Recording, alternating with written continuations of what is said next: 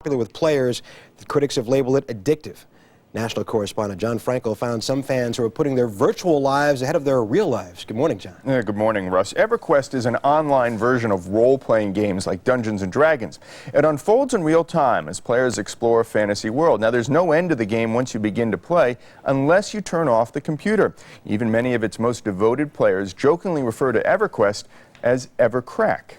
All right, here we go. Melissa Bilkey and Rick Vanderpool are engaged to be married.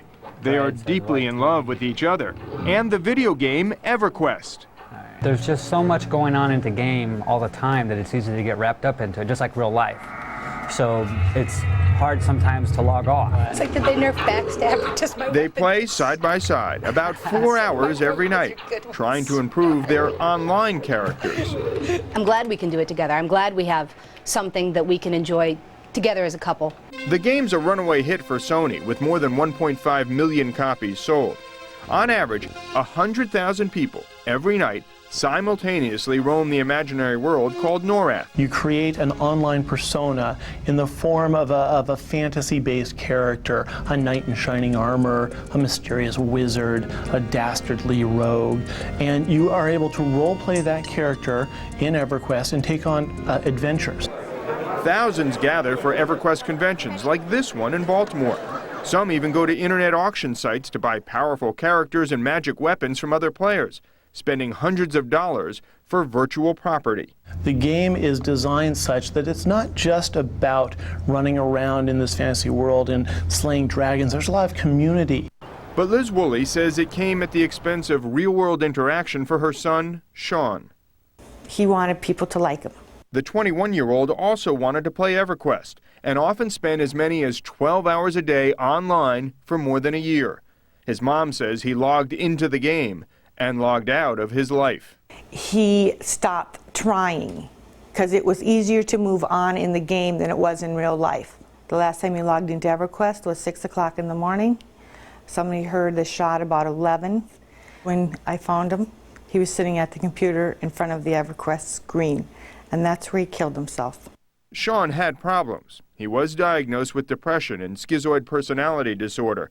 But Liz Woolley believes an addiction to EverQuest pushed him over the edge. My first reaction when I saw him was that game. He killed himself because of the game. Woolley collects tales of EverQuest addiction she finds on the internet, where there are a half-dozen support groups for player families. And while Rick and Melissa found a common bond, some couples are breaking up over the game.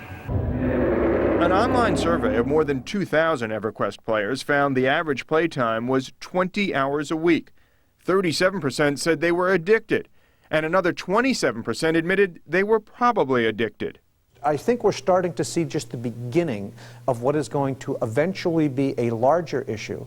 Psychologist David Walsh says games like EverQuest are brilliantly designed because they emphasize growth through reward.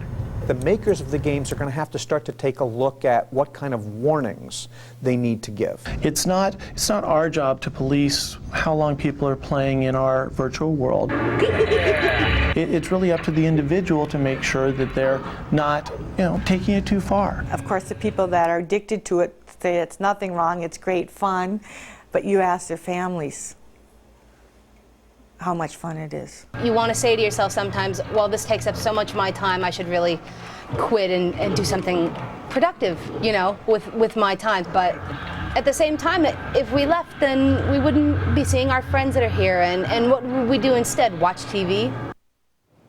Liz Woolley has started a website for online addiction, and she wants Sony to warn players about overdoing it, along the lines of what's expected from the producers of alcohol.